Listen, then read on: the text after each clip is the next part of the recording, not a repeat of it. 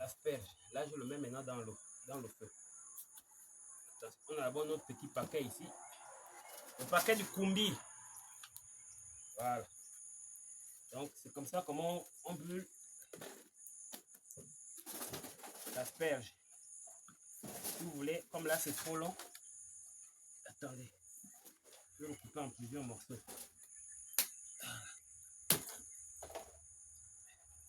En fait, c'est son chou qui est à l'intérieur que l'on mange. Le chou qui est à l'intérieur, c'est ce que nous mangeons.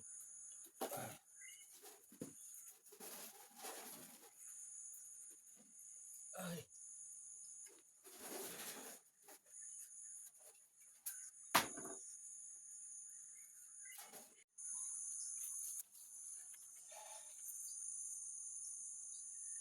Bonsoir la famille, j'espère que vous allez tous très bien. Je suis Serge Tindi, l'homme de la forêt. Je suis Nzebi de la tribu Mwanda et Michimba, Gabonais de souche. Je suis de Langounier, au sud-est du Gabon. Alors, je fais de l'agriculture. L'agriculture pour moi est une passion, est un métier et je suis heureux de le faire. Pour cela, j'encourage beaucoup de mes jeunes frères et sœurs qui se sont déjà lancés et qui aimeraient aussi se lancer dans l'agriculture à faire comme moi. Parce que comme nous savons tous très bien que la terre ne ment pas, la banane peut être mangée sur une plantation de bananier peut être mangée sur 5 ans lorsqu'il est bien entretenu. Alors, comme vous pouvez voir derrière moi, ça c'est la plantation de l'année 2024-2025. Et après cette plantation, j'ai commencé à débrosser l'autre côté d'une plantation de 1,5 hectare. Donc, voilà, c'est un peu ça, le message que je passe un peu à tous mes amis, ici au Gabon ou partout ailleurs, d'autres qui aimeraient commencer l'agriculture, à faire comme moi, de ne pas se lasser. C'est vrai qu'ici, nous rencontrons le phénomène des éléphants. Dieu merci que cette année-ci, nous n'avons pas vraiment eu des difficultés, des combats avec les éléphants. Parce que quoi, nous avons utilisé le fil barbelé que nous avons entouré toute la plantation et nous avons utilisé aussi des projecteurs solaires dans la plantation pour éclairer la nuit. Et c'est ça qui a permis en sorte que cette bananeraie arrive au moins à ce stade dont vous pouvez voir ici, derrière moi. D'autres ont commencé déjà à donner, comme vous pouvez le voir ici. Partout, il y en a. On a pu planter 2530 pieds par là. Donc, d'autres sont morts, d'autres ont survécu, d'autres on a remplacé. Et voilà, donc c'est un peu ça. Pour vous montrer un peu les efforts qu'a fourni mon épouse et moi, voilà la récolte. Elle a commencé, voilà le produit qui a donné déjà.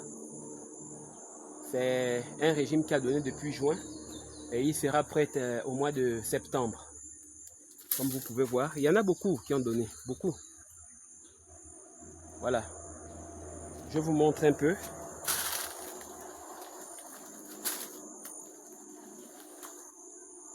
Voilà, comme vous pouvez voir.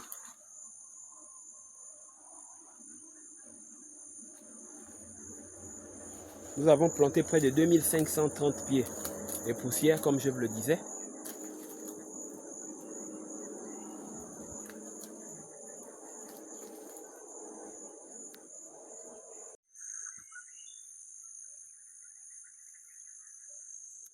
Donc voilà, j'ai dû protéger la plantation avec du fil barbelé, comme vous pouvez voir. À l'époque, avec mes grands-mères, on mettait souvent les cordes attachées avec les boîtes. Et c'est ce que j'ai fait. Pour cette année, ça a marché. Pour cette année, vraiment, ça a marché. Vous voyez comment la banane a bien donné? Parce que ça a été protégé. Ça a été protégé avec du fil barbelé et les projecteurs solaires. Donc, ici, c'est la nouvelle plantation. J'ai commencé à débrosser au mois de juin avec les petites rosées qui tombent, donc l'herbe a poussé. Mais je suis venu aujourd'hui, c'est pour non seulement brûler, mais aussi essayer d'entretenir la première bananeraie. Donc, j'ai dû mettre sur barbelé avec les boîtes. Vous voyez? Et la meilleure encore, aussi j'ai fait la publicité. J'ai pu acheter un appareil. Cet appareil vert que vous voyez, je l'ai acheté sur Facebook. Il éloigne. Vous entendez? Dès qu'il détecte le mouvement des éléphants ou de quoi que ce soit, il déclenche. Mais dans la nuit, il a des lumineux qui scintillent. Vraiment, c'est très fort. Et quand tu insistes, il sonne. Voilà. Donc, dans la nuit, quand l'éléphant arrive pour vouloir s'attaquer à la plantation, il rencontre ces détecteurs-là qui le renvoient. Et puis, voilà. Déjà, c'est un gros peureux et il fuit.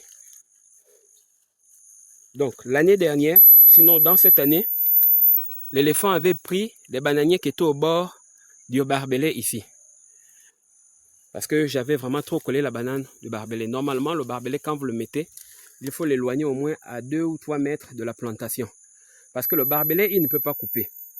Les choses qu'on met, qu'on appelle ça, c'est que les eaux et forêts mettent là, les barrières électriques. Oh, lui là, ça c'est rien. Lui, il dégage ça, il vient, il pousse le poteau et il rentre. C'est vrai que ça agit pour un temps, mais c'est pas vraiment efficace comme le barbelé comme ça. Vous voyez, c'est un barbelé quand c'est dans l'herbe, il se dit qu'il n'y a rien, mais quand il passe, il s'accroche, il ne peut plus traverser. Voilà, c'est un peu ça. Dieu merci pour la plantation des bananiers qui m'a gardé jusqu'à ce jour. Voilà.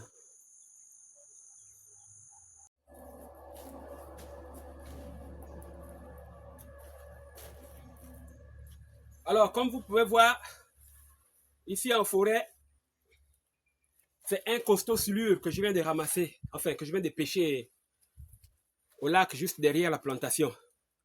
Il y en a tellement, mais ce sont les appâts qui font défaut. C'est pour dire que nous, au Gabon, on mange toujours bio frais. Enfin, je vais dire nous en brousse, quoi. Nous, les broussards, les villageois. Donc, voilà. Il y en a tellement de poissons. J'aurais bien voulu vous montrer comment la pêche s'est déroulée, mais j'ai laissé les appareils au campement. Donc, voilà. Ça, c'est notre fameux poisson. Le poisson-chat. Voilà. Allez, bye. À la prochaine fois dans un nouvel épisode.